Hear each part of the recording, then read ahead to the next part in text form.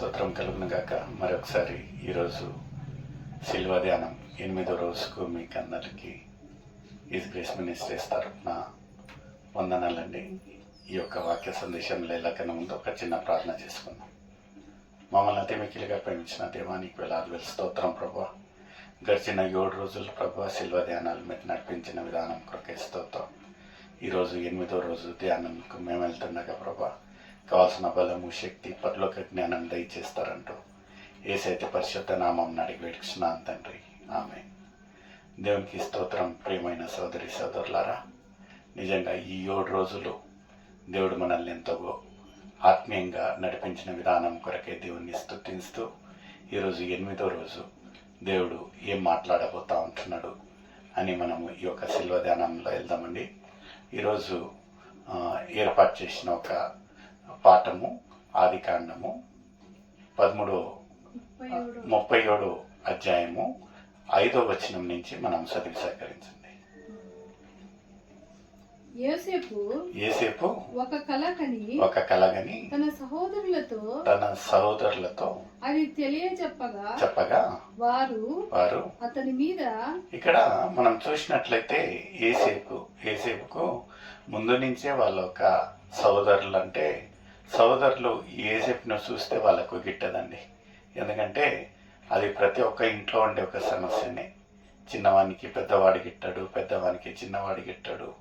తల్లి ఒకళ్ళని ప్రేమిస్తుంది, తండ్రి ఒకళ్ళని ప్రేమిస్తాడు. ఇక్కడ ఇంకా ఈ యొక్క యేసేపును వచ్చేసి వాళ్ళ తండ్రి ఎంతగానో ప్రేమించేవాడంట. ఎందుకంటే ఆ వృద్ధాప్యంలో అతన్నే చివరి ఒక అబ్బాయి కనుక ఆ ఒక ఏజ్లో ఉన్న అతనికి ప్రియమైన కుమారునిగా ప్రేమించేవాడు. అయితే ఇక్కడ ఒక యేసేపుకు ఒక ఏముంటున్నదంటే, దేవుని ఒక వరదానం ఏముంటున్నదంటే, అతను కలలు కనేవాడంట. కలలు కని ఆ ఒక సహోదరులకు చెప్పేవాడంట, ఇట్ట ఇంటున్నది. వాళ్ళు ముందుగానే యేసేపు అంటే గిట్టదు. అందులో ఆ కళల సారాంశము, ఆ కళ ఏం చెప్తా ఉంటున్నది, ఏం కలగంటాడు అని వాళ్ళకు వివరించి చెప్పినట్టు ఇంకా ఎక్కువగా వాళ్ళకు కోపము క్రోధం వచ్చినట్టు మనం చూస్తూ ఉంటున్నాము. లేఖనాలు ఏమంటా ఉంటున్నాయండి, అతడు వారిని చూచి నేను కనిన ఈ కలను మీరు దయచేసి వినుడి. అదేమనగా మనము చేనులో పనులు కట్టుచుంటుమి. నా పన లేచి నిలుచుండగా మీ పనులను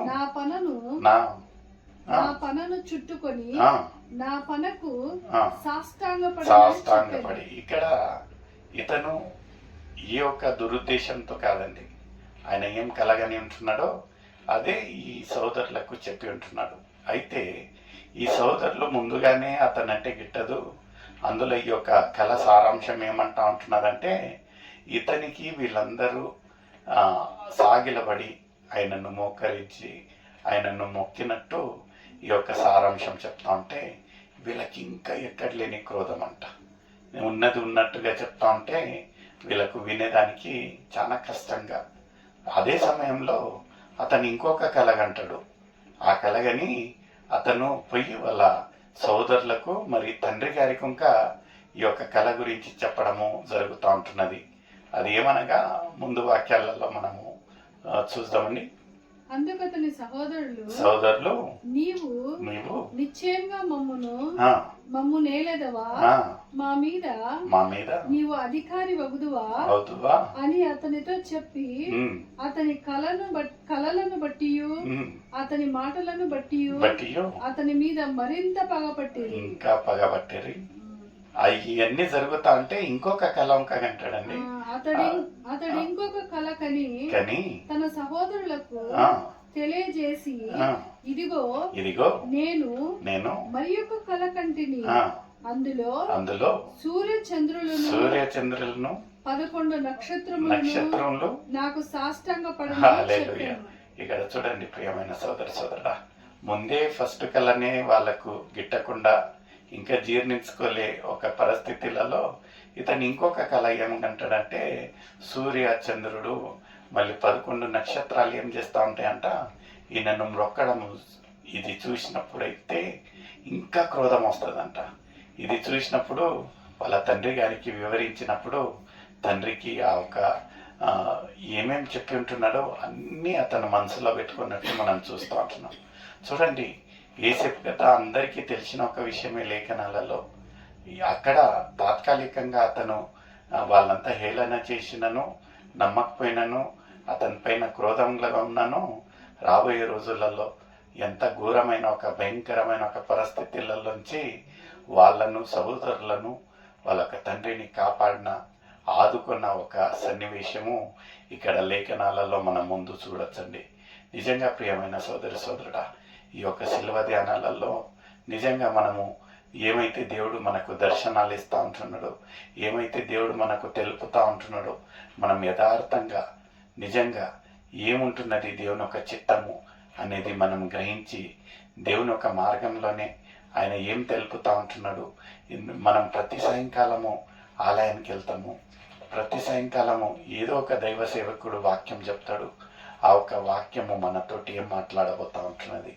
ఈరోజు రాత్రికి ఆ ఒక వాక్యము మనతోటి మన ఒక జీవితాలలో ఆ ఒక కదిలింపు తేకున్నా నిజంగా ప్రియమైన సోదరుడా, రాబోయే రోజులలో ఆత్మీయ రీతిగా ఆ ఒక వాక్యము ఏం చేయబోతూ ఉంటున్నది, మన ఒక జీవితాలను ఎలా మార్చబోతూ ఉంటున్నది అనేది ఒక నిరీక్షణతో మనం ఉండాలి. ఇలాగనే మనం చూస్తున్నప్పుడు ఈ యొక్క మత్తయి రాసిన సువార్తలో ఇంకా మనం చూసినట్లయితే ఏముంటున్నదంటే 13వ అధ్యాయము 54వ అధ్యాయం నుంచి 54వ వచనం నుంచి 58వ వచనం వరకు మనం చదివి సహకరించండి. అందువలన వాళ్ళు ఆశ్చర్యపడి ఈ జ్ఞానమును ఈ అద్భుతములను ఇతనికి ఎక్కడివి. ఇతనంటే ఎవరంటే యేసయ్య మాట్లాడే మాటలు, అక్కడ ఆయన చేసే ఒక అద్భుతాలను చూసి అక్కడ ఉండేవాళ్ళు స్థానికులందరికీ ఆశ్చర్యపోయారంట. ఆశ్చర్యపోయి ఈ పిల్లోడు ఎవరి పిల్లోడు, ఆ ఒక కార్పెంటర్ కొడుకే కదా, ఈ కార్పెంటర్ కొడుకుకు ఇంత తెలివి ఎలా వచ్చింది, ఇంత ఆ ఒక ఏమంటారు అద్భుతాలు ఎట్లా చేస్తూ ఉంటున్నాడు, అందరికి ఆశ్చర్యపోయి అదే రీతిగా వాళ్ళకు అసూయ పుట్టుకున్నదంట. ప్రియమైన సోదరుడా, ఎందుకు ఎలా అవుతూ ఉంటున్నది?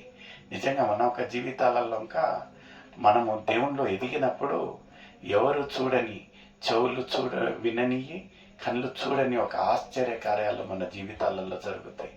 నిజంగా మన ఒక సాక్ష్యం ఎలా ఉండాలంటే, బయట వాళ్ళు మనల్ని చూసి నిజంగా ఈ యొక్క అమ్మాయి, నిజంగా ఈ యొక్క అబ్బాయి వాళ్ళేనా, ఏంది ఈ యొక్క మార్పు, ఏంది ఇలా ఉంటున్నది, ఎలా ఈ యొక్క అద్భుతమైన ఒక ఆశీర్వాదాలతో ఈ యొక్క ఇండ్లు మెండుగా దేవుడు దీవిస్తూ ఉంటున్నాడు.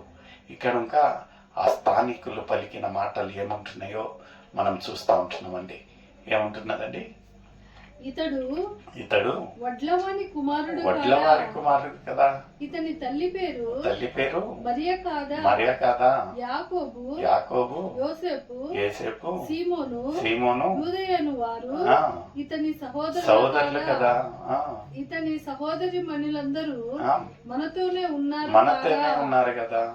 ఇతనికి ఈ కార్యములన్నీ ఎక్కడి నుండి వచ్చనని చెప్పుకొని ఆయన విషయమై అభ్యంతరపడింది. అవును, నిజంగా ప్రియమైన సోదరుడా, మన ఒక ఎదుగుదలను చూసి ఎన్నో మంది కచ్చా ద్వేషంతో ఉంటున్నారు. అయితే ఏది ఏమైనాను ఏముంటున్నారంటే, దావీదు భక్తుడు ఎంత చక్కగా ఏమంటా ఉంటున్నాడంటే, దేవా, నా ఒక శత్రువుల ఎదుట నాకు భోజనం సిద్ధపాటు చేయి, you make a table in front of my enemies. నిజంగా మనం దేవుణ్ణి హత్తుకొని ఉన్నట్లయితే ఇలాంటి ఒక అద్భుత కార్యాలు ఆయనను మనం నిరుత్సాహపడాల్సిన పని లేదండి. ఏదో ఒక చూటిపోటి మాటలు మాట్లాడుతున్నా మనం దాని గురించి బాధపడాల్సిన పని లేదు. మనము పోయేది ఇరుకైన మార్గంలో అవన్నీ అలజడి జరుగుతాయి. నిజంగా ప్రియమైన సోదరుడా, ఎలా ఉంటున్నది మన ఒక ఆత్మీయ జీవితం. ఇక్కడ ఇంకా ఇన్ని మాటలు జరిగేటప్పుడు యేసయ్య ఒక చక్కటి మాట 58వ వచనం అనుకుంటా, 58వ వచనంలో యేసయ్య ఒక చక్కటి మాట, ఓదార్పు మాట మనతో చెప్తా ఉంటున్నాడు. ఎందుకంటే మనకు సమస్యలు వచ్చేది, మనల్ని కించపరిచేది మన వాళ్ళే అండి, బయట వాళ్ళు కాదు. నిజంగా ప్రోత్సాహం అనేది మన దగ్గర నుంచి ఎప్పటికీ రాదు, అన్ని సూటిపూటి మాటలతోటే. అందుకనే ఈ యొక్క మాట నీకు నాకు ఎంత సూటిగా, ఎంత ఆదరణ కలిగించే ఒక మాట ఉంటున్నది. ఏముంటున్నదండి? అయితే యేసు ప్రవక్త తన దేశములో లోను తన ఇంటను తప్ప మరి ఎక్కడైనను ఘనహీనుడు కాడని వారితో చెప్పాడు. హల్లెలూయా.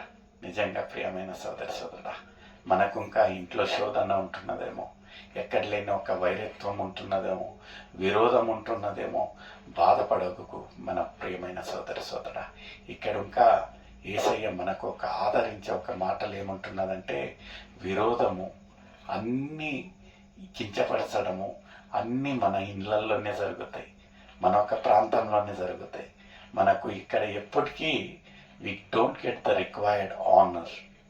అయితే దేవుడు ఏమంటా ఉంటున్నాడంటే, అలాంటి ఒక ఆనరింగ్ ఎవరైతే నిన్ను కించపరుచుంటున్నారో వాళ్ళ ఎదుటని నేను మీకు భోజనాలు సిద్ధపాటు చేస్తాను.